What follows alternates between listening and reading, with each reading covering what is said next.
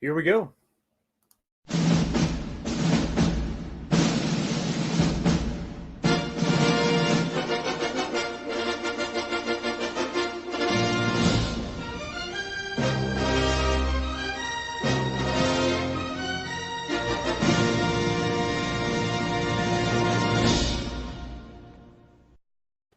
What's going on, y'all? Welcome back to the channel and another episode of the Bourbon Talks. That's right, it's the midweek show where we sit back, have a drink, and let's talk what's going on in the world of movies, TV shows. We'll edit that out later. And comics. How's everybody doing tonight? The bourbon tonight is we're back in the bottle of Four Roses Small Batch. Really, really good stuff. Nice oaky aftertaste. Now, if you're going to have a drink with me tonight, I'm going to need you to do two things, okay? I need you to be over 21. And I need you to be responsible. Come on, don't be a dummy, okay? Don't go out drinking and driving. Have a drink. Let's have some good conversation, and then get to bed, okay? Because I'm sure you got work tomorrow.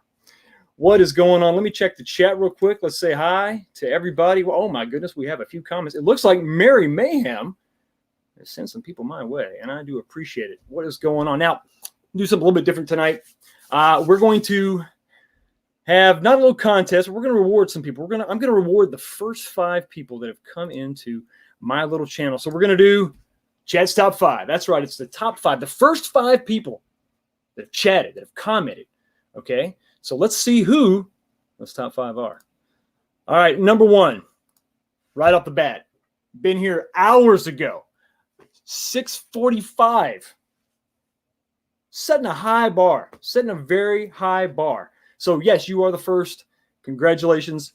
Number 1 spot. Number 2, who will it be? Ian Moon. Moon. The E is confusing me. I'm going to go with Moon.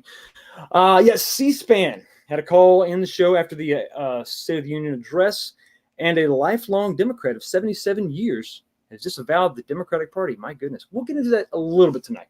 A little bit. So number 2 spot, the number 2 spot goes to Ian. Congratulations. Is this a new name I have here? Reverend Toad? Mary Ma, part of the Mary Ma. Well, listen, thank you. Thank you for stopping by. And you have just snagged the number 3 spot. The number 3 spot. So we got our top 3. Who's going to take number 4? 2 more. Will it be you? Let's check it out. Bobby with the Mary Mob. Again, Mary, your mob has taken 2 of the top 5. Can they take the top 5th spot? Is it possible? Let's see who the top 5th spot is. Oh, we got another Mary Mobster. I appreciate you. Thank you so much for stopping by. So there is the top 5 right there in order. Number 1, number 2, 3, 4, and 5. You have won bragging rights. You can rub it in everyone else's face for the rest of the chat. You are the top 5. And wear that with a badge of honor. Okay? Wear it with pride because you deserve it. You deserve it. So, as you discovered last week, I have found that, well, people tell me that if you drink alone, that suggests you have a problem. And I don't want to do that. I don't want to drink alone. It's something that probably should be discouraged. So, if you will, permit me, I'm going to have somebody join.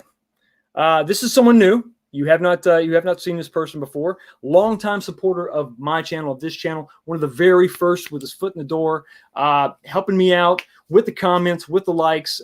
Much appreciated. And because of that, I had to have him on. So put your hands together for our special guest. Hello there. Welcome to the party, pal. Come with me if you want to live. Hello. Hello to our special guest. Hey. You down with OHP? Well, you know me. But I'm just going to call him Clint. Clint, how are you, sir? Wonderful, wonderful. How are you, sir? Hanging in there. Can't complain. Listen, for those of you who don't know you, do you have a YouTube channel? Do you have an Instagram? Do you have anything you want to tell these crazy people about? So, yes, I barely have a YouTube channel. I think I have 1 video on there. But looking into creating something a little more regular, much like yourself. I do have an Instagram. It's ClintA_fitness_geek. It's where you see all my business and play and all that good stuff. I've got the Mary Mob commenting like crazy. Evening. Trace XL, thank you so much for stopping by. More Mary Mobsters. This is what she does. Good gracious, this woman is like on a mission. She is on a mission. She is awesome. Great supporter of my channel and many, many others. Wonderful, wonderful, wonderful part of the fandom ministry. So, okay, you got Mary Mob. Greetings, y'all. And there she is, the instigator of trouble herself. Hey! Ayo. Clint, say hi to Mary. Hey, Mary, how you doing? Mary Clint says hi. Rogue Grant. Join the Rogue Squadron. Gonna miss this one. Got to go. Listen, go to bed, brother. You probably got a early start tomorrow. Hardworking man. Clint. Oh yeah, we filled this one. It's a fellow Texan here. Oh hell yeah! Yeah. Don't get better than that. Damn right. Don't let my accent come out. It's gonna get all Boomhauer up in there. It will be an episode of Over the Hill, King of the Hill later on. Yeah, you know it's bad when even your wife says you sound like Boomhauer. What? Feel the hatred. There she is. Yep. Mary stopped by. Tommy, best mod in the business. Always modding like a crazy man on everybody's streams, on everybody's channels, just killing it. Dude, this guy, every time I come in, I see him. He's just push, and it's awesome. Yeah, no, it is. It is great. Oh, and there we go. Tom, how are you, sir? I figured you'd be here. Yep. Mary's here, supporting like always. Oh, love me some. I love me some Mary. How about that? Mary Mayhem. What are we doing? Best Rocky. Ew. Check me out. So, hi everybody. Thanks so much for stopping by. Courage 77. How you doing? Good to see you again. Hi yourself, Clint. You got a shout out from Mary. There you go. Hey, that's high praise right there. That is high praise. The highest of praise. So we've got to start out with a little something that happened last night. Everybody's talking about it. Everybody is a buzz. It's the State of the Union address. Yeah, I know. So let's not get into all that garbaggio. But I do want to talk about something that we all kind of found funny. I think the internet found it was funny. Was Nancy Pelosi sort of tearing up the speech? Did you see that? Oh my God, dude. Oh, okay. So you can't call someone childish and then be childish and expect me to respect your opinion. Seriously, I know. I thought that was weird. But listen, the Trump presidency has been anything but boring, right? Oh yeah, for sure. No matter what. Okay, do you ever listen to Chad Prather? No. Oh, excellent podcast. Really funny guy. The political cowboy. He's all over Facebook. Oh no! I have seen him. Okay, I know. Yeah, you said political cowboy. I got you. Yeah. So he mentioned something that the more I pay attention to it, I might think he's correct. He does all this things in the background on purpose to get the other side to just F themselves up. You think you're one of those Trump's playing 4D chess guys? He might be. Now I suck at regular chess, so I can't even imagine 4D chess. But it's possible. I heard a story that if you go back and watch the actual video, Mike Pence is following along with the script perfectly. And if you look at Pelosi, it's like she can't find her place. And somebody theorized that Trump gave her a speech out of order just to mess with her. I don't know if that's true, but I love that. I think that's awesome. You just got, hey, listen, hey, you, yeah, give that one to Pence, but this one, mix it up a little bit. It's perfect. I really believe he could be the ultimate troll. I don't know if he is, but he could be. I think you're onto something there. So, speaking of trolls, in response to all this goofiness, I like to tweet out silly things. So. Hi, Courage. Sorry. Oh, no, go ahead. No, yeah. People saying hi to you? Hell yeah. So I like to tweet out some silly things. I like to make light of some stuff. I don't like to get too political. Of course. But this was pretty funny. So I tweeted out what I thought was sort of an innocent little picture, you know? And this is what I posted. Sorry, this is my first time seeing this. Yeah, this is what innocent enough, right? And I said, listen, no matter your politics, this is funny. Then I was verbally assaulted by Karen. That's right, everybody. It's Karen. Karen. Yeah. Did she ask to see the manager? Sorry. What Karen said was funny. I fail to see the humor in her dishonoring everyone mentioned in his speech. You're as tasteless and stupid as she is. To which I replied, very valid point, but I meant the cartoon was funny. So it's just relax. And this was just awesome. I had to highlight this. Gen X Valentine said, Karen would like to speak to your manager, Fox. Oh God. Wonderful. I jumped over that one. I'm sorry. Twitter is a wonderful place. It's a wonderful place. If you can go at Twitter with a sense of humor, it's the funniest thing you've ever seen in your life. I mean, come on. It's much like you said. You can't criticize infantile behavior and then display the same behavior in response to it. Oh my God! And come on. So okay, I am a conservative. I'll just throw that out there. I'm not saying Republican or Democrat. I'm a conservative. Continue. Oh, wait, it's that way. You got to make sure. There you go. It's confusing. It's the mirror dimension. But conservatives are big on calling liberals snowflakes, which they are. But we can't turn around and be just as offended by crap as they are. It's kind of self-defeating. I mean, make jokes about me. Make jokes about whatever. That's comedy. Comedy should be offensive. I'm like, there's always a line, but it should poke fun at everybody. Well, like the great Michael Scott once said, yeah, it's offensive. That's why it's a joke. Exactly. That's the great Junk 3PO in the house. He runs Twitter. Hey, Drunk. Runner of Twitter. Somebody Drunk runs Twitter. That's for certain. Yeah, no kidding.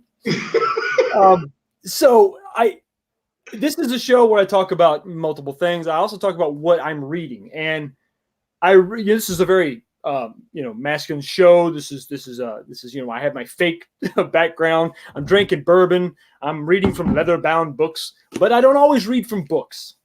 Sometimes my day is really busy. So what I wanted to do is get an audiobook of an original Star Wars EU trilogy. It's not the first, but it's a lot of times touted as the best way to start in the EU. Okay, and that was the Thrawn trilogy. So I wanted to download like the audiobook. Well, it's like $15-20 per book. Good gracious. Yeah, and I didn't want to give all my money to Disney. So I thought, well, maybe there's a CD out there. I couldn't find a CD. But what I could find, don't laugh. Well, you can laugh. Is cassettes. Audio cassettes. So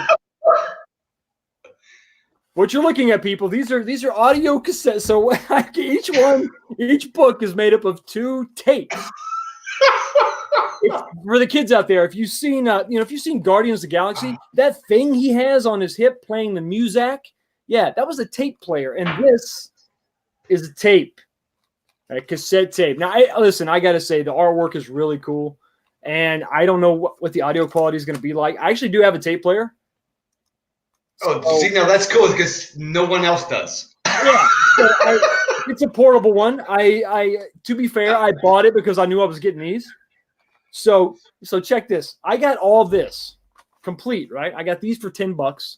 I got the tape player, which you can plug into your computer. It's got a USB port for $24. Okay. What? So I'm in all this for $35. So, and I got something tangible that I can keep. It's not an audio book that, it's just a digital version you lose forever. So this, I think, as long as the tape doesn't like unravel. That's what I was going to ask you. Did you buy a number 2 pencil to go along with it? And if you don't get that reference, then you're not as old as me. How many, son? So I have a number 2 pencil. I got the cassette tapes. I got a tape player. So I should be. I'll keep everybody posted. So I'm going to actually make a rip. I'm going to make a digital copy of these, and then I'm also just going to plug it into the auxiliary input in the truck, and I'm just going to play my tapes.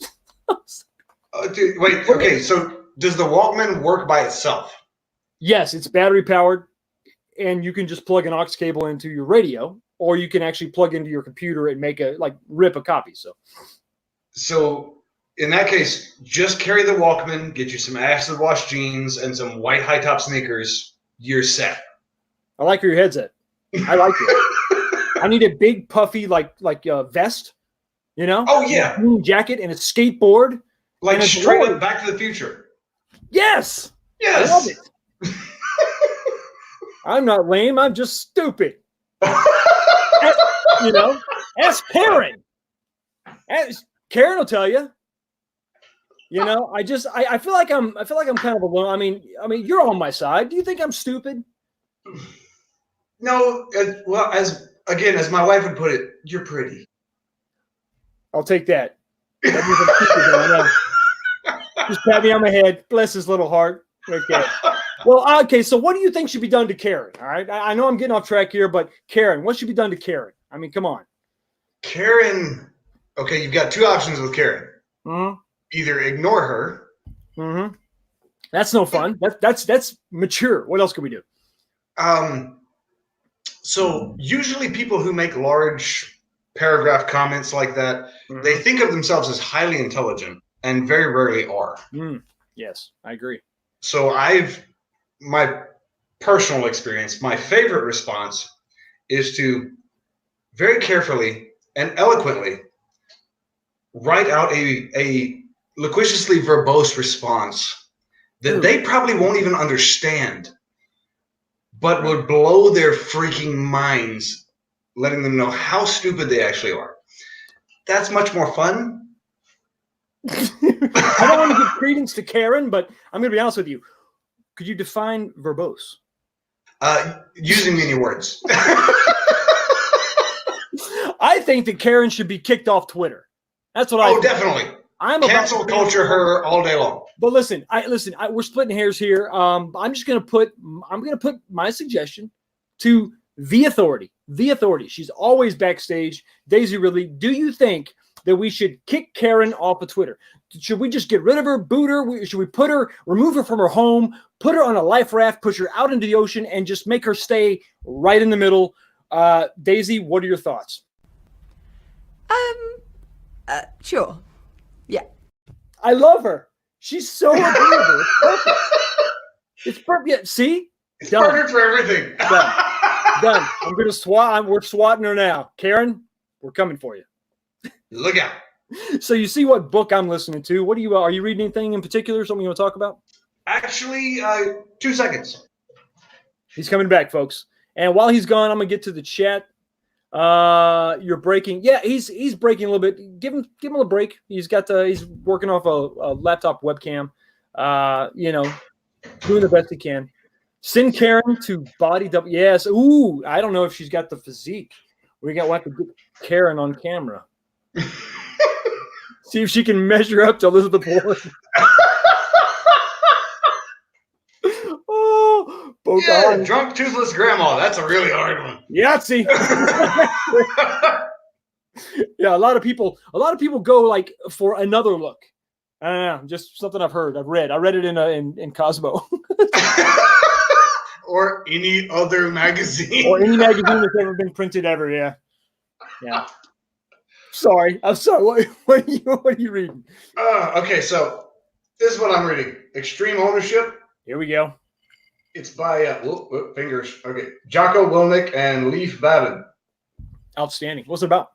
So it's basically they were both Navy SEALs.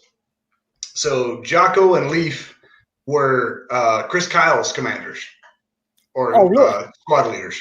Okay. As it were.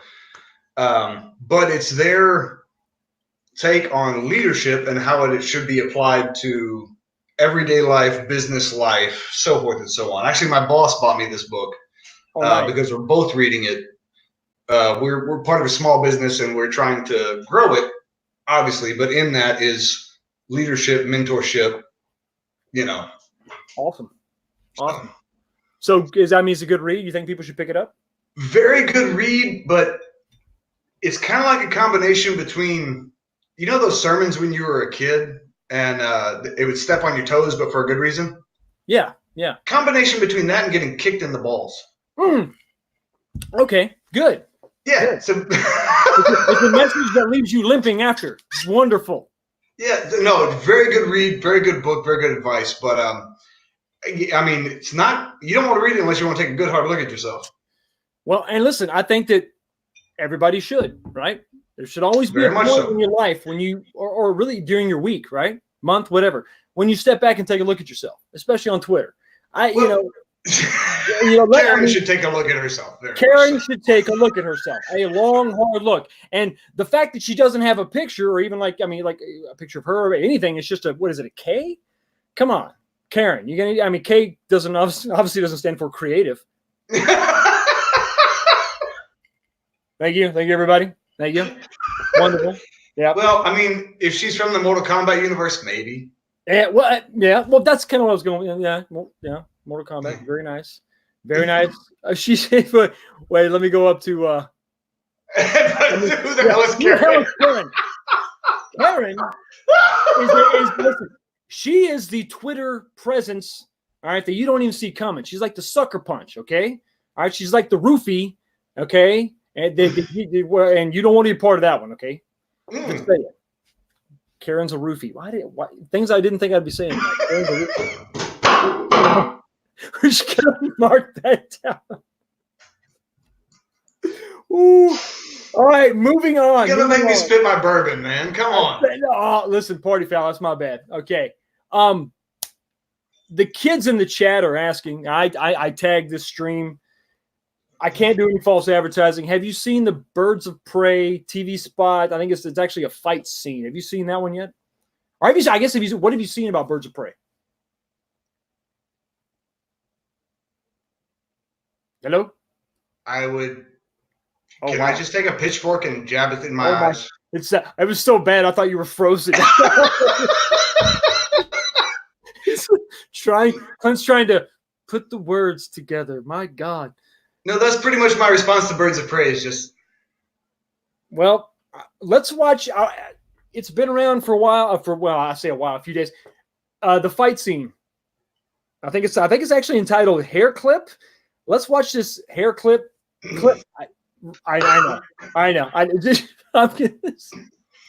You have to let me know when you're taking a drink. Sorry. So let's share in the loving joy and experience that is the hair tie clip of Birds of Prey. Here we go.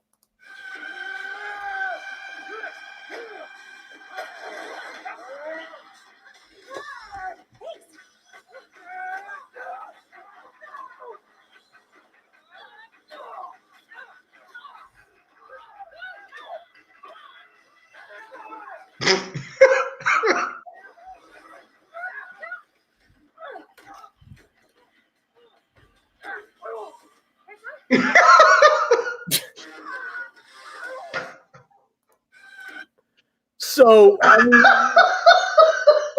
what in the holy hell? I'm going to apologize right now for how much I laugh on this show. It's just going to happen.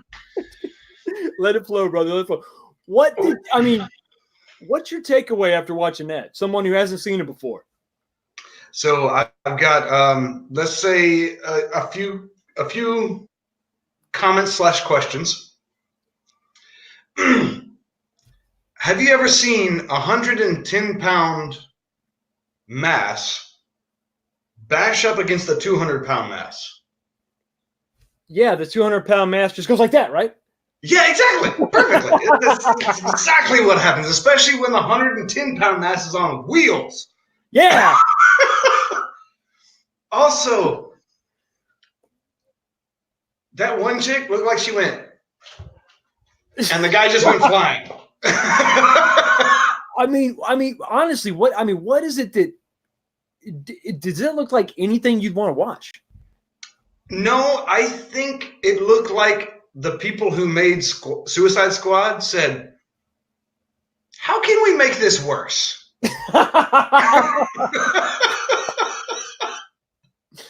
Yeah, that's a very good point. That's a very good point.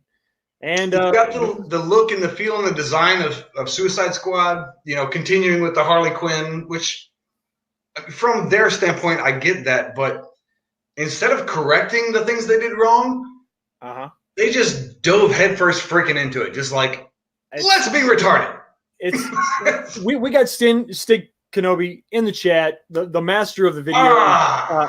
You saw the reaction with me and it's Leonard. We watched it. We enjoyed it. We loved it.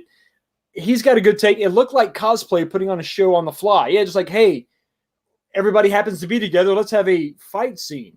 Like you go to cosplay, you go to San Diego Comic-Con, right? There are some hot chicks in cosplay who have no actual physical talent or, combat training whatsoever. Have them go up against the jackasses in the Deadpool costumes. There you go.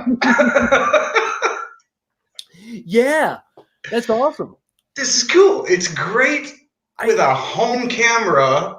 I mean, listen, when they're throwing punches and swinging axes and machetes, and it's missing you by a foot.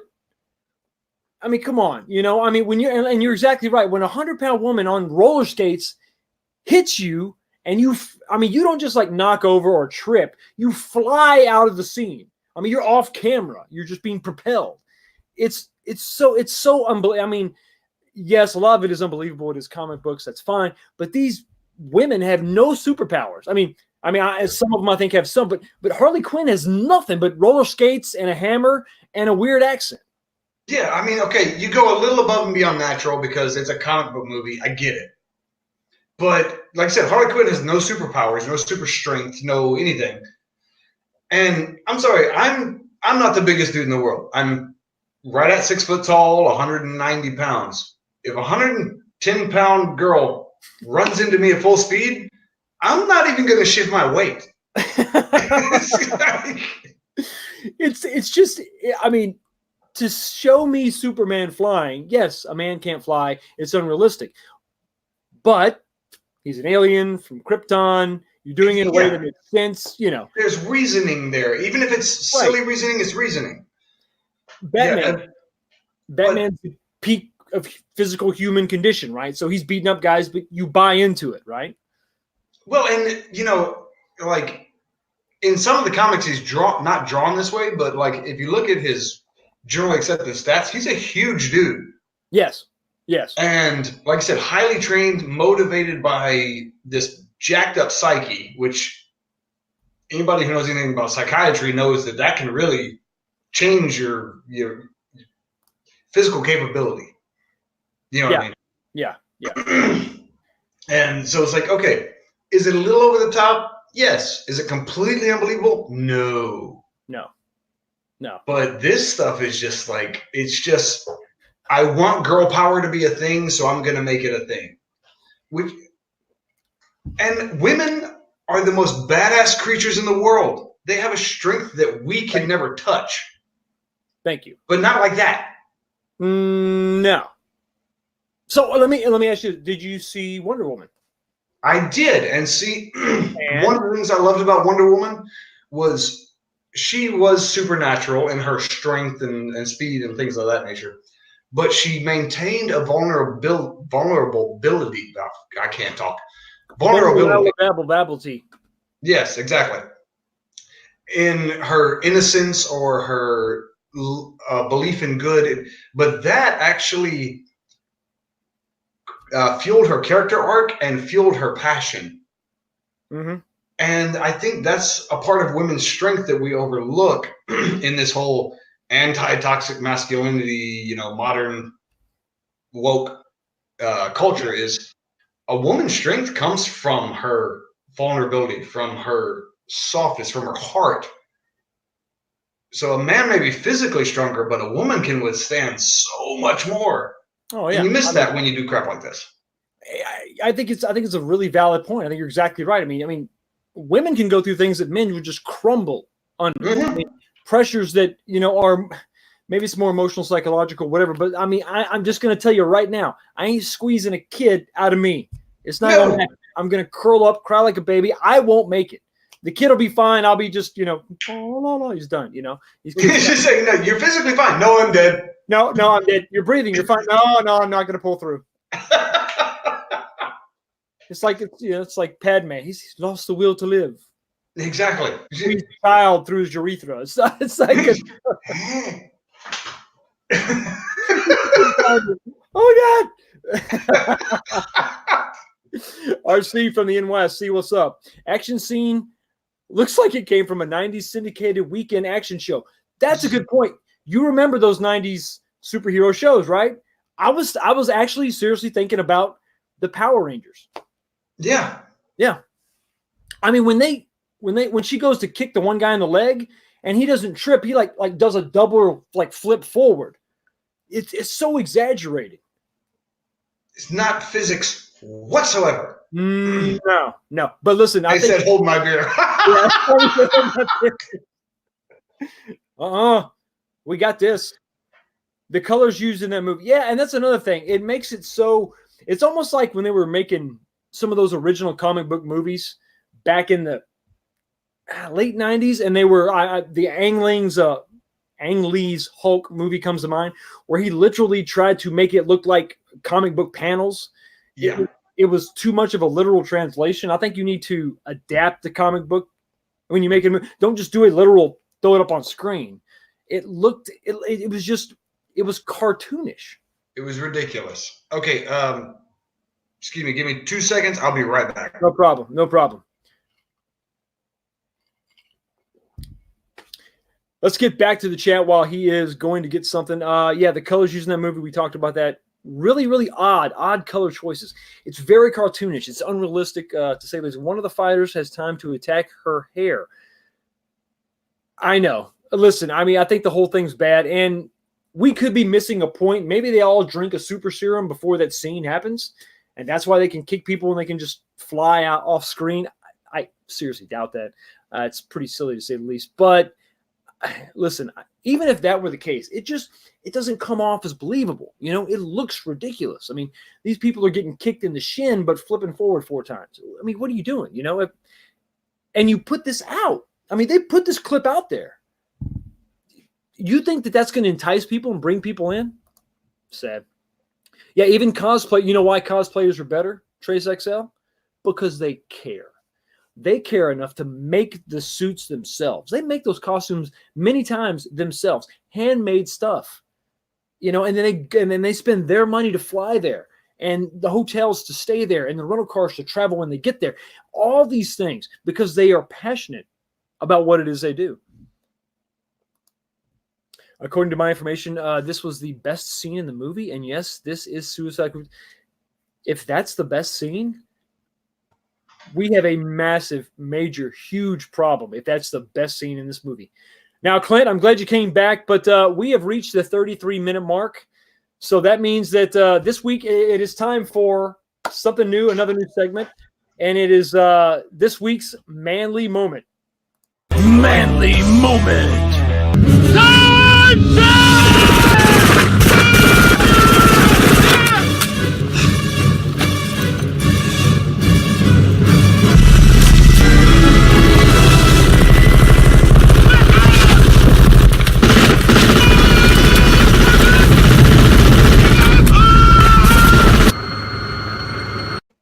Yeah! Get some, boy. That's right. One of the best of all time. Oh, my God. And you were here for the inaugural launching of the Manly Moment. That's right. Every week we will be having a new Manly Moment, whether it be TVs or movies.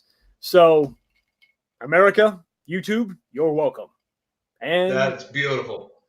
Anything that fires 6,000 rounds per minute, that's manly. And kills nothing.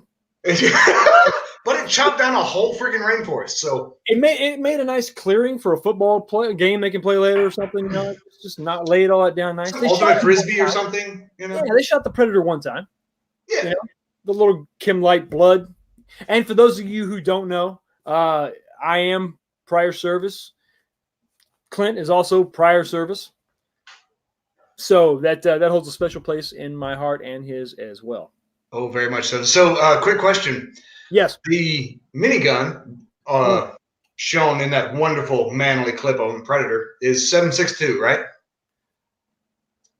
Yeah. It's not 5.56. It's 7.62. Or is You know they make a 5.56 minigun now. No, they don't. It's about that big. You're kidding me. And it shoots 4,000 rounds per minute. It's called the XM556, and it's beautiful. Okay, after this, we're going to talk. I want the link to that. Kids, I still need to shoot a video where I destroy The Last Jedi. The problem I'm having with making that video is that means I got to go buy a copy of The Last Jedi, something I've never done. And I'm struggling. I'm really struggling. But I think it would be worth it to blow it up. What do you think? Use bookstore. Use what? Use bookstore. What's that? Somebody's already given over a copy to a used bookstore somewhere. I love it. I was going to rent it from the library and just never take it back. Because when do you ever go back to the library? Probably not the best thing. Kids, just strike. I didn't say that. Strike that. Yeah, don't listen to us. That's the Four Roses talking. Don't listen to the library. Good advice. Terrible influence. Just remember. There you go. Becky, always a great support of the channel. 19K Fox, when I think Harley Quinn, I think of Joker, maybe Poison Ivy. That's the problem with using a sidekick. It's like making a Robin movie. I'm not talking about Nightwing. I'm talking about Robin, like 12-year-old Robin, like just him. Just him. Would you watch that movie, Clint? If it had bat nipples. That's a really good point. Yeah, I mean, the bat nipples really, they're seared in my memory now, whether I like it or not. So. Oh, God. For those of you that are too young to remember that atrocity, Batman and Robin starred George Clooney. It had Arnold Schwarzenegger, Uma Thurman. All the makings, I mean, on paper sounds great. It killed not only Batman, but the superhero franchise for 10 years. Yeah, for a full decade before Marvel started showing back up. We had nothing. I mean, nothing until 08. Well, what was when did Batman Begins come out? 05. So 97. So yeah, it was 8 years, I think. It was 8 years of like a freaking wasteland, a barren wasteland of comic book movies. But it was so bad, nobody wanted another comic book movie until Batman Begins and the X-Men franchise kind of kicked back up again. And X-Men is terrible compared to now, but compared to the stuff before it, it was great. It's amazing. Well, I mean, Joel Schumacher actually apologized for that movie, which is the guy who is in charge of directing a movie. If he apologizes for it, that's bad. I mean, that's not good. But I'll give Mr. Schumacher this. He apologized. He's not like Ruin Johnson, who just basically flipped off every fan that had a complaint about his movie. Yeah, no. Well, and again, but you got to remember, that's back then versus nowadays. So back then, I don't know if people had more integrity or we held them to a higher standard or if it was just common practice, but nowadays everybody's just like, F you, I'm doing what I want. Yeah. Yeah. Well, I talk a lot about, Blade. There was no fanfare, no pomp and circumstance about Blade being the first black superhero, led movie. I mean, the first movie, you had Wesley Snipes as the hero, and then his love interest was another black actress. I mean, so it was legitimate. I mean, it was 98. It was the year before The Matrix. Yeah. And it was, okay, were there problems with that movie? Yes. Did the third act not live up to the rest of the movie? Okay, I'm not even going to argue with you on that. But it was a great movie. I love it. I still enjoy it to this day. I love it. And took that next level techno music, badass comic book hero, almost that anti-hero vibe, and just ran with it. And everybody loved it. It was great. Yes. I mean, It said so many. It's crazy how underappreciated that movie is for what it did. I mean, I think in some ways it did inspire Matrix. It obviously influenced other comic book movies moving forward. The second movie is great. I'm not gonna say amazing, but I think it's legitimately great. I love the second movie. And how often do you love the second part of a trilogy? I know. The second one was great. I think Spider-Man will be the only exception. Spider-Man 2 was better than Spider-Man 1. But other than that, you're right. It's rare that a sequel can improve on the original. Yeah. Now, the third one, much as I liked Ryan Reynolds in that movie and a bunch of other things, then they tried to become too Hollywood with it, and it fell short. You're exactly right. Yeah. The third one didn't do it for me at all. No. At all. Not even close. Rosetta, how's it going? Having a good night. Having a great night. Talking to a great guest. Fuel the Hatred. Blade 1 and 2 were great. They were. Really, really good. Really, really good. I got digital copies of both. I think I have one. The first one is on Blu-ray. Or maybe I maybe have the second one on DVD. I got to get both those on Blu-ray. I need to do that. Yeah, definitely worth it. Yeah. Yeah. Well, I got some advice here. Somebody said something about I would to resell. Oh, talking to Tommy. So now there was something else that you had suggested you wanted to talk about. Make sure we get caught up in the chat here. Yeah, that's a good point, Stig. I don't think that I would. What do you think, Clint? No, so Terminator 1 was very classic and it was very kind of game changing in its time, but 2 was so iconic. It was such, again, I'm lost for words. I think the cinematography, the story, the build up, the way they made an artificial character like the Terminator, yes, integrate with a human, and then the way they ended it, it was just like, seriously, you probably can't see it. I got a little bit of goosebumps. It was so good. Quintessential action movie. I mean, the first one, a lot of people have made this comment, and I agree. The first one was kind of a horror film in a lot of ways. The second one was it really was a standard setting action movie. It really, really was. I mean, just top tier, really good. Changed the game. Well, and I would say action movie, kind of like Hacksaw Ridge was an action movie. Yes. Because a lot of action, some gore, some crazy, some typical stuff you see in that genre, action or war. But there was so much story behind it that was so well done. Right. It made it a great movie. Yeah, I agree. I mean, I think that sadly, every other sequel in the Terminator saga after that, with the exception of Salvation, which I enjoyed, the fourth one, I enjoyed because it took it in a different direction. It completely went. Yeah. So I think in my own head canon, I got 1, 2, and then Salvation. I wouldn't disagree with that. Now, did you see the latest Terminator movie? Okay, that's the somber yes. So actually, I just watched it for the first time last week. Would you mind giving us your review right now? So my quick review, it wasn't as bad as I thought it would be, which is saying a lot.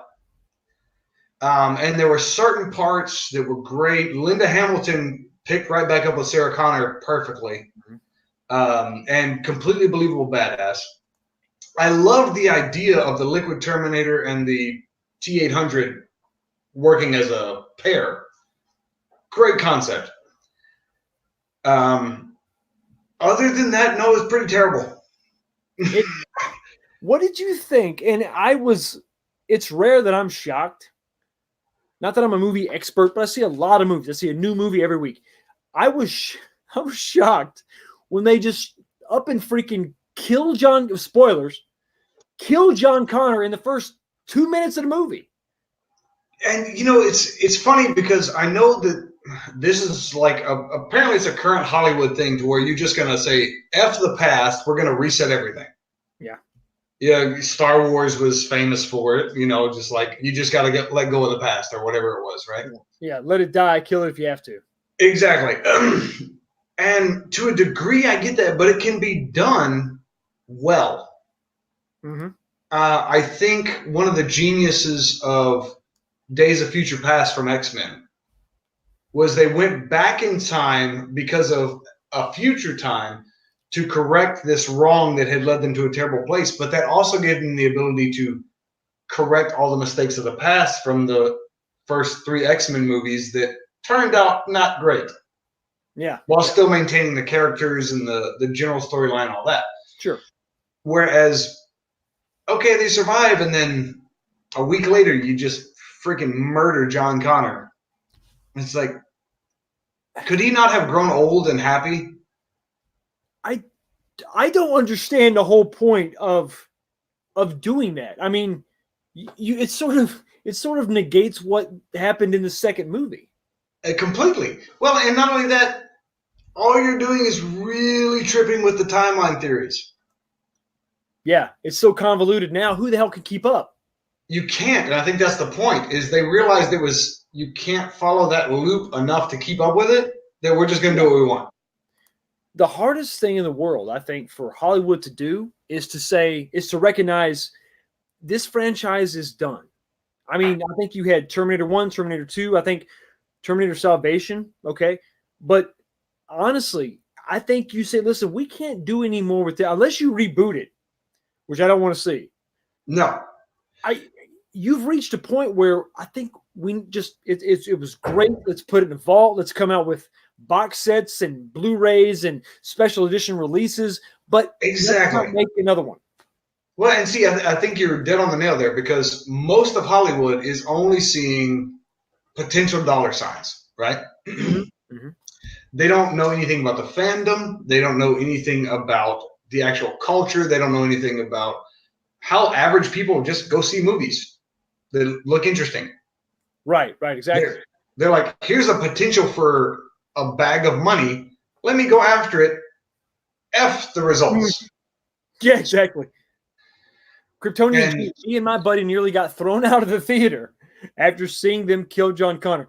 I should have let them. And it's one of those things you can't unsee. What do you do after you've seen that? And you know what? To be straightforward, as terrible as Edward Furlong is now, that character, that movie, that portrayal was so iconic. I never want anything to happen to that character. I was on a live stream with Midnight Says After Dark. Tom made a perfect point. You remember the third movie, right? The third movie. Now you actually met the actor from that movie, correct? Yeah, and the girl from Lost that you had a crush on. Yeah. Oh yeah. I can't. Yeah, that's pretty awesome actually. Vigilant Lily. Am I saying that right? Not Evangeline Lilly, the other one, the blonde. Oh yeah, that's right. Yeah. The Australian chick. Yeah. Actually, he was a really cool guy though, Nick Stahl. Nick Stahl, yeah. Just really nice guy. Nice guy, but I think he was miscast. But anyway, the point that Tom made in that live stream was that if you think about it, where Edward Furlong was like in his life, sort of, kind of, I don't know, I'm going to say he was drunk, but he was sort of drinking a lot. He was out of work. When you think about the part, wasn't that almost tailor-made for him? Why wouldn't you cast him in that role?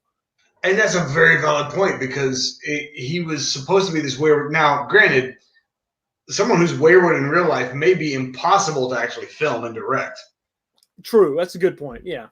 But you can just kind of film him doing whatever he's normally doing. If he gets half the lines right, you know. I mean, yeah, it's just I don't sometimes, and it's odd that they would write it in that way and then not reuse the same. I mean, you could have cast him in that role. I mean, unless he was just uninsurable, maybe. Unless it was just, maybe there's something else going on. I mean, it's all possible, but. Well, he seemed like a pretty. I mean, not trying to judge. I don't know what his life is, but he seemed like a pretty heavy drug user for a long time, and that might make the insurance thing difficult. That's a good point. I'm not going to lie, but I don't know let me get this. When you really think about it, you know what? You know what? Yes. You know what? What? That's what.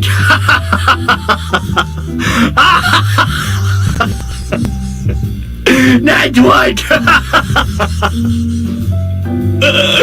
Get it?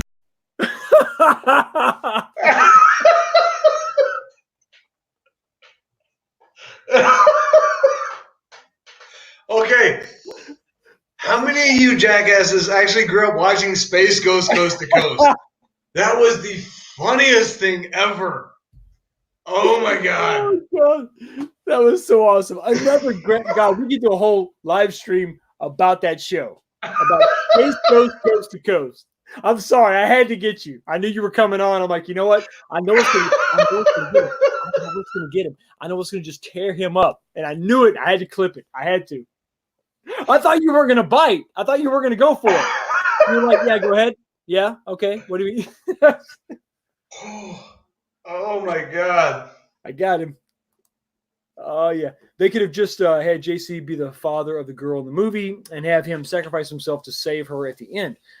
They could have given Sarah extra stuff to do. Yeah, exactly. She'd have been the grandmother. She'd have been more invested. That would have been perfect.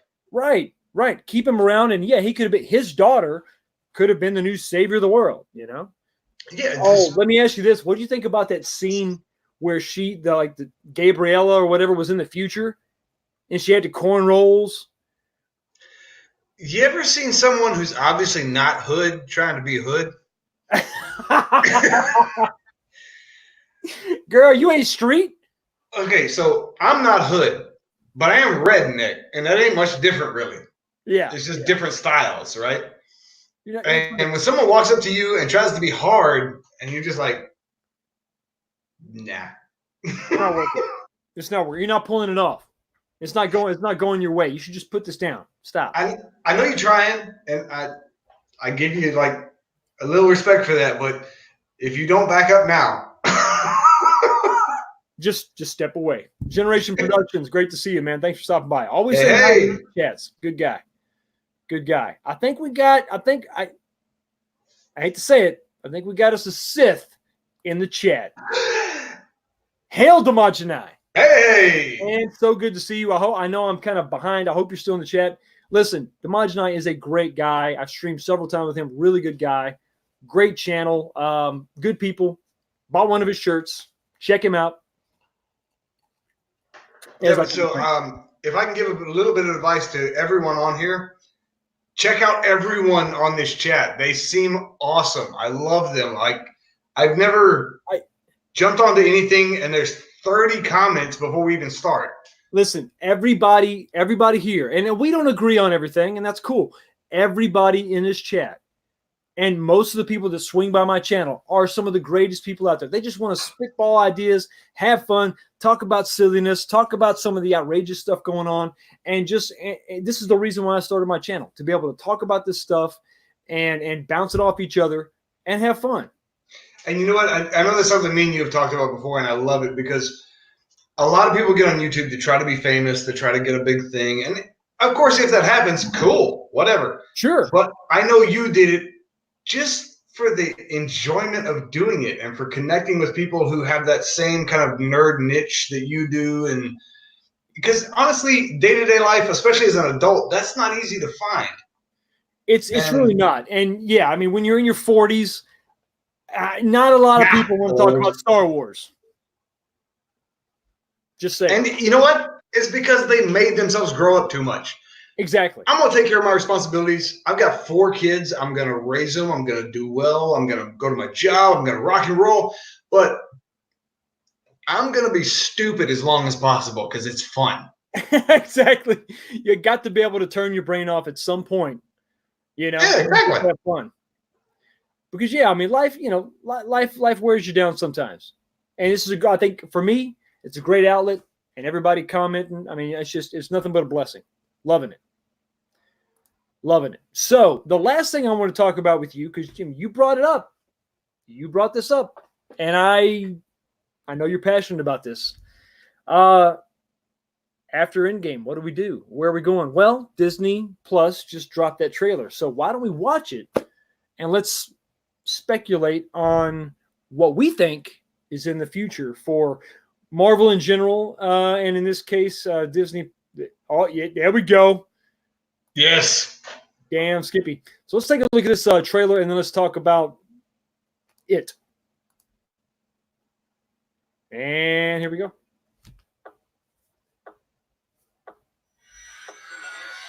It's time.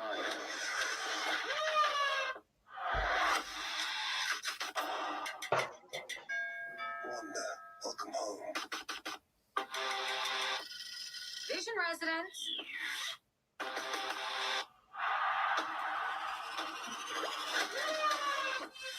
I'm gonna burn this place to the ground.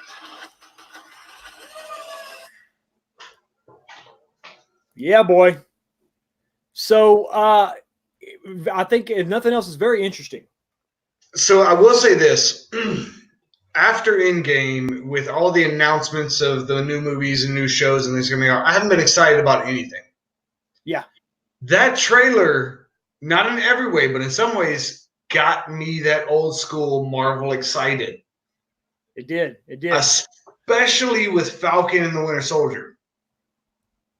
Because that, go ahead. No, I am agreeing with you. I think that, and I'll let you finish your point, but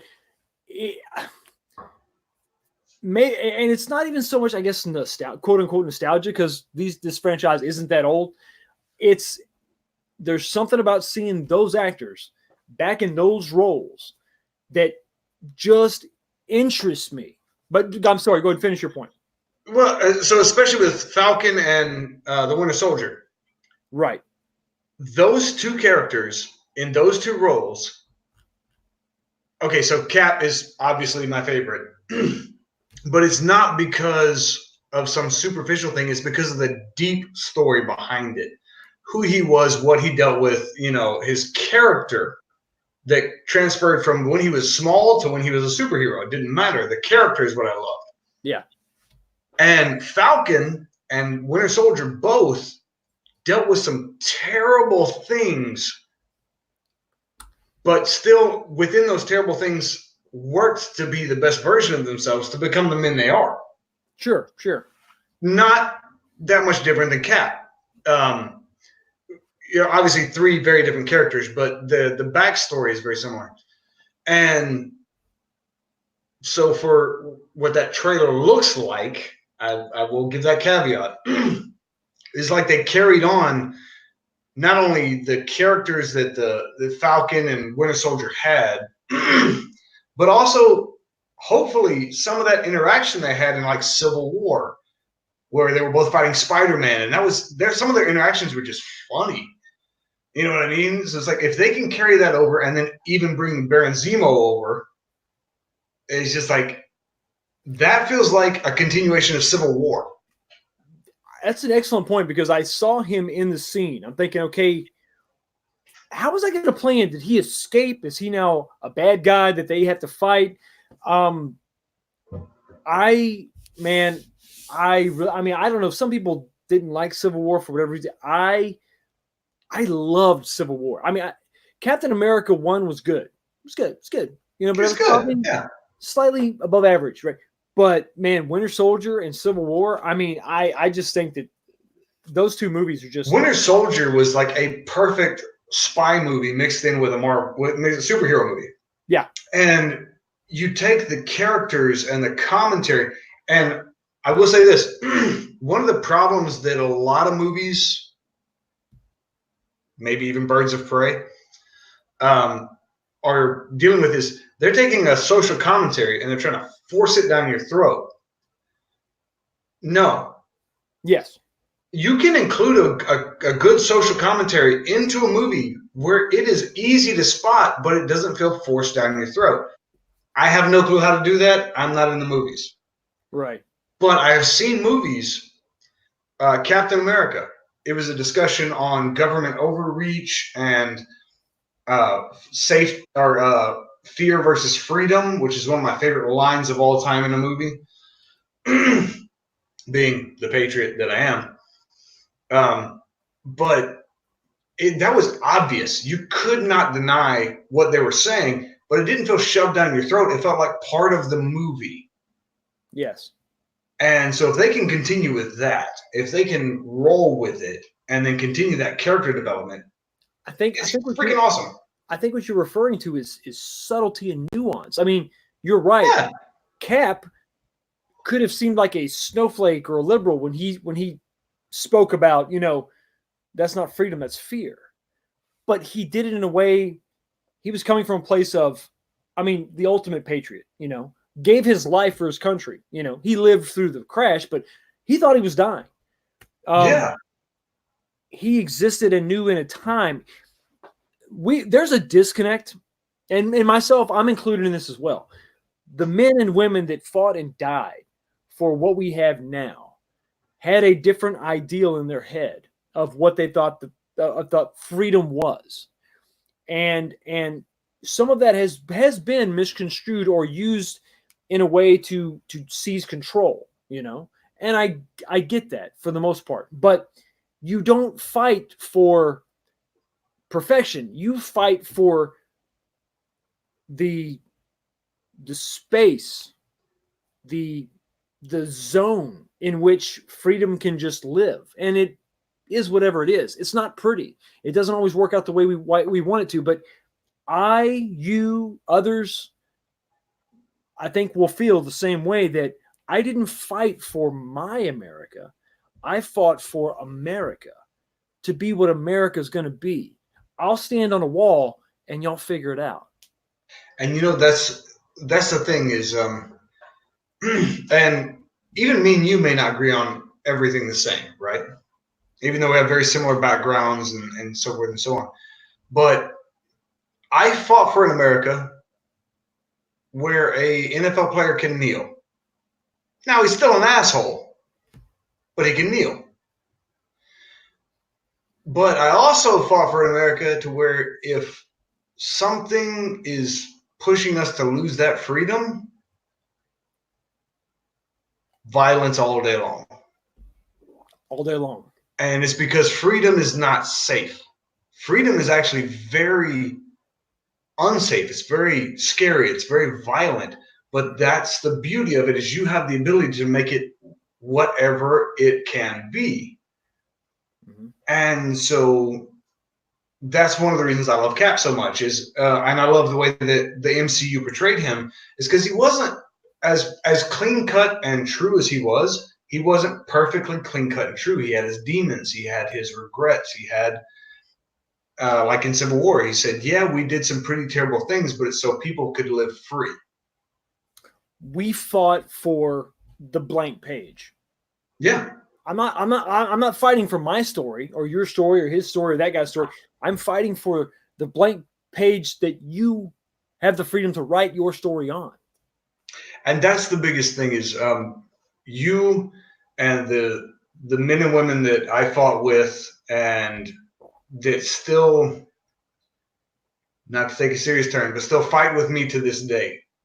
They still struggle with things from back then. I didn't fight for happy-go-lucky, no. I fought for the chance to be free and to support others in their chance to be free. That's bloody, that's violent, that's crazy, that's not stable necessarily, but it's free. Yep. And the only time you need to curtail it is when it hurts somebody else. That's true. That's true. I mean, it's not pretty. I mean, and I think this is why these stories affect us in the way that they do, because they harken back to not just an older time or a different time, whatever, but they're also current in the same way. I mean, this is comic books, movies, all these things are stories, but the reason why they hold a place in our heart is not just it's an old thing I saw back in the day. It was that nostalgia, and nostalgia is connection. Whether it was a time in your life when you were young and, okay, I was 5, I saw that I was 5, or Captain America, you and I served. And let me just say, the man next to me here is a combat vet. So I might have led the way, but this guy saved the day. And when you go through these things and you are sort of, your psyche is out there looking for connection, whether it's other individuals, whether it's experiences, whether it's, in this case, media. I think that's why these things can mean so much to us and why we get so passionate about them. And listen, I get fired up and talk about this, about that, Star Wars in particular, but it's not because I'm looking to hate. People say in comment sections all the time, you're just hating on this. I get it in my comment section. You're just hating on this. I have an appreciation for a character that a guy in a New York apartment 70 years ago came up with. And you've taken it and you've tweaked it and twisted it and done this and that to it. And so, yeah, it bothers me because you're taking a man's work and you're not honoring it. You don't appreciate what you have because it was given to you. And that's a very valid thing. Is you're okay? This is a common thing I'm seeing nowadays, and it's not just the young ones. It's even our generation and people older than us. People taking things for granted. Is you don't appreciate the work that you came from. You don't appreciate the sacrifice you came from, and that. If you do something I disagree with, but I feel that you respect what they were doing, I'm okay. I don't like it, but I'm okay. You know? Yeah. Yeah. And that's one of the biggest things. By the way, if anyone has a problem with this, it's a Jewel. Hey, evil man. I think you're good to go, brother. Yeah, no, but just letting you know, I did smoke for 20 years, up to 4 packs a day when I was deployed, but about 1 to 2 packs a day. This thing has helped a lot. So don't start new, but if you need to replace it, this works. Just think, Jules send you paychecks to this man here. But no, and I think that's the big problem with whether it be Hollywood or politics or anything nowadays is people don't respect where we came from and the thoughtfulness of who we were. You know,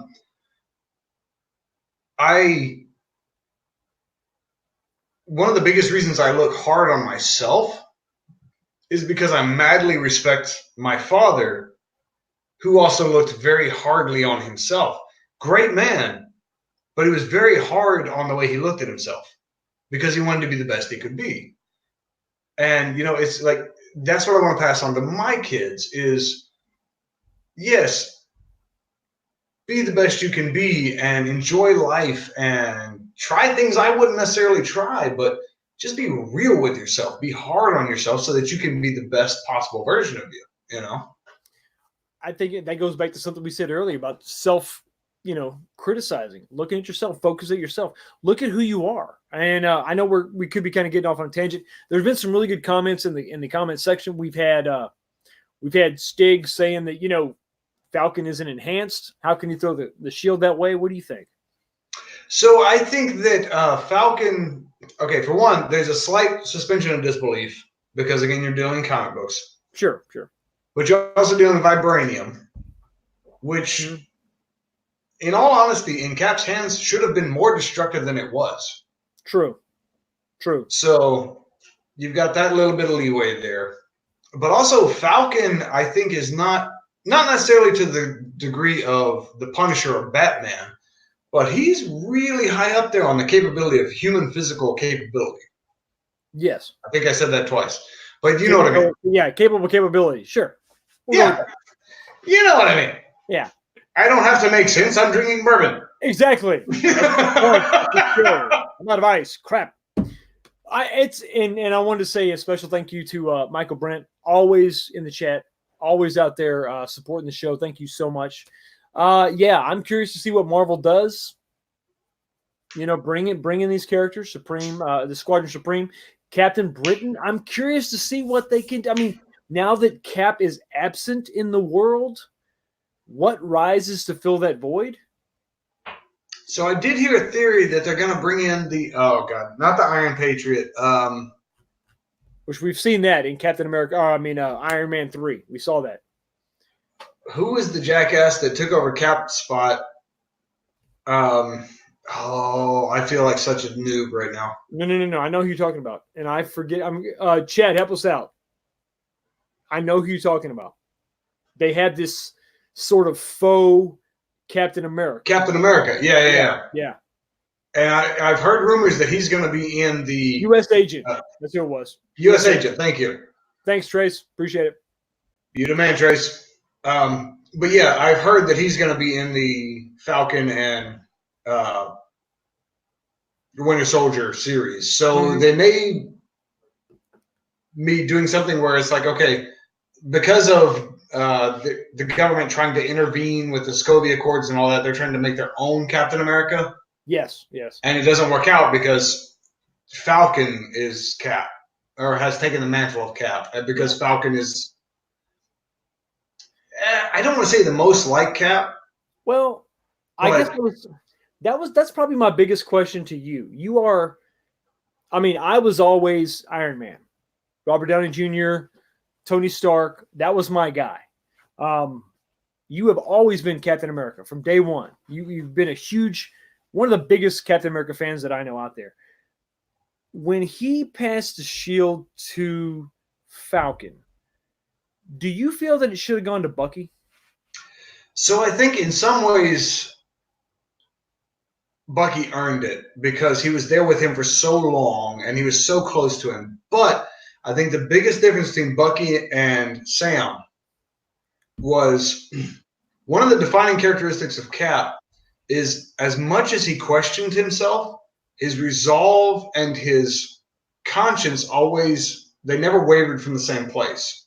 Right. Whereas Bucky's does, because of some of the shit he's been through, frankly. Sure. Yeah. And there's a lot of it. His past is not pretty. Exactly. So it wasn't a dig against Bucky as much as it was Sam was more centered in his vision of right and wrong, much like Cap was. Sure. So as opposed to Bucky becoming Captain America, which I mean is another storyline, through Marvel back in the comics. But in the MCU, having Sam become Captain America, because he was so much more similar in that level of innocence and resolve that Cap had. And Bucky should, instead of being his sidekick, be his partner. You know what I mean? Right. But that's just me as a Cap nerd. That's just my opinion. No, I agree, and I think Stig brings up a good point. Bucky has killed innocence. I mean, I know he was the Winter Soldier. He wasn't Bucky. He was brainwashed and all that. I get that. But if we're talking about the MCU versions of these characters, if you had your pick of which one would have got the shield, I mean, we're at the end game. He's giving the shield to somebody. At the end of the day, who do you say, Bucky or Falcon?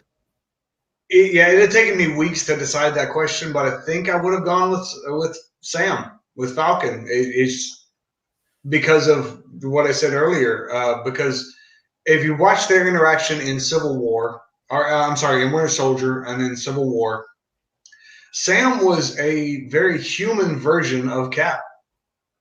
Yeah. I mean, he had his demons that haunted him. He had his regrets that followed him. But he had that unwavering resolution of, I'm going to help the next person. And whether that be falling on a grenade or suiting up in a wingsuit to help the superhero. You know what I mean? Yeah, exactly. It just had that unwavering resolve. And that's why Sam should have been it in the MCU at the very least. Does that, and I know it's sort of petty, but does that outweigh the fact that he has no super soldier serum, the stuff that they juiced up Bucky with to become, he has no superhero attributes? I don't think so overall. It will have an effect, yes. But overall, no, because one of the best qualities of Cap was his humanity. If you look at the original comics, Cap was actually not a superhero. The super serum just pushed him to the peak of human capability. Yes. So, which I mean, in every way, shape, and form, he outperformed every human on Earth.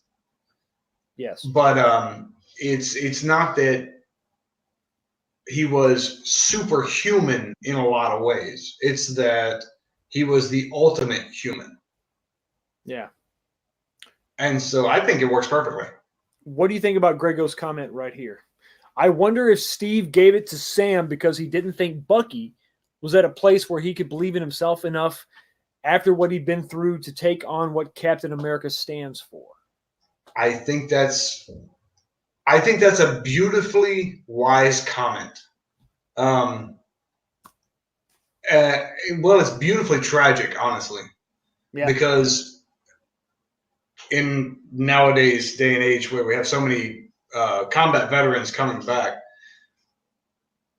if you know one, you know how much they think they're a monster. Most of them. Yes.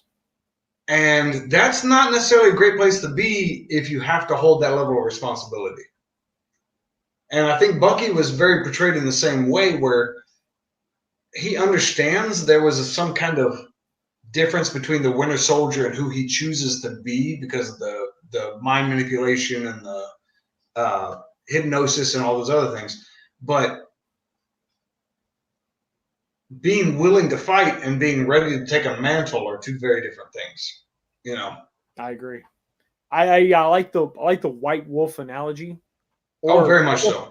I guess moniker that he now has is no longer the Winter Soldier. He's the White Wolf. That's pretty cool. I like the fact that he's got the vibranium arm. That's pretty awesome. That's phenomenal. Well, okay, so I put a thing on Facebook yesterday, actually. It was in reference to Braveheart.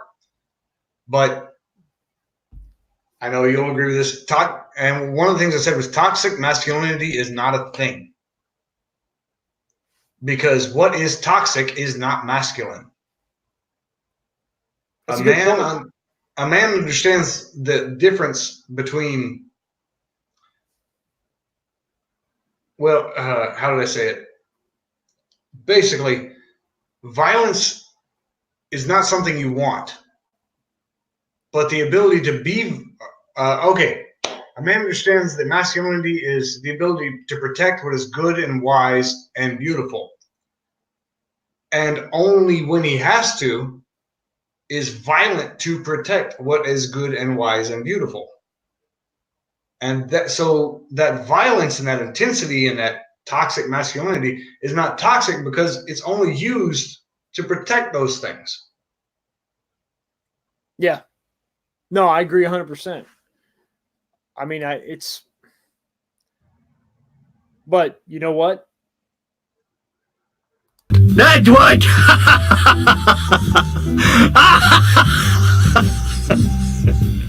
That's what. Get it. Also, you're an ass. Oh, God.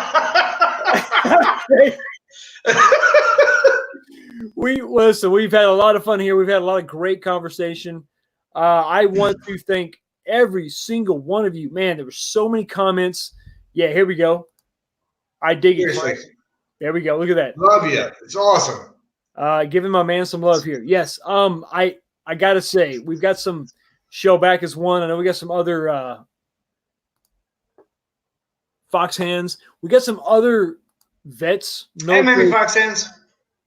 Military people in the chat. I think that they, I think they appreciated where you're coming from, where I'm coming from. And I just want to say thank you so much for joining me. I know it was kind of spare of the moment. Appreciate you taking the time out of your day. I know it's late to swing by my little chat. I'll be honest, this is my first live chat. I was a little nervous, but I had a ton of fun. So thank y'all. You're the best. Outstanding. I thank you so much. Hopefully I can get you back on. We'll see. Maybe I can, not make fun of you with the whole guess what, but yeah, maybe it was. Maybe. But listen, everybody, thank you. Seriously, thank you so much for coming in. I've maintained about 30 people. If you don't mind, swing by and hit that like button on the way out. Oh, man. Okay. Look at this. Here we go. Echo Base Network. Hey, guys. Cheers. I got some 10-year-old bullet bourbon I'm drinking on. Nice. I'm sipping on some Four Roses. A man I'm here, just straight Jim Beam right now, but you know. And another couple guys I would love to stream with. But no, thank you so much, Clint, for swinging by. Check out his channel. It is growing. It is a fledgling right now, but it will blossom into something wonderful. But listen, we all start out that way. So, everybody, thanks so much for stopping by. I appreciate you. Love the support. Love the likes. Keep the conversation going. I'm going to let you know if I get these transferred onto digital audio, Echo Based Network. In case you guys didn't see, I got physical audio versions of the Thrawn trilogy in cassette form. Yeah, I know. We get a lot of crap for that. But anyway, before I go, I have to let everybody know what the 2-minute review this week's going to be. And drum roll, please. The 2-minute review is going to be, you guessed it, Birds of Prey. Oh. I know. I do this for you because I love you. I do it so you don't have to. So look for that dropping on Friday. Look at Clint's face. I'm sorry for you. I'm just sorry for you. You don't want that pain for me. And I appreciate that. But everybody, like I say, thanks for stopping by. I do appreciate every single one of you. And like I always say, I pray that y'all have a blessed day. And I will see you next time.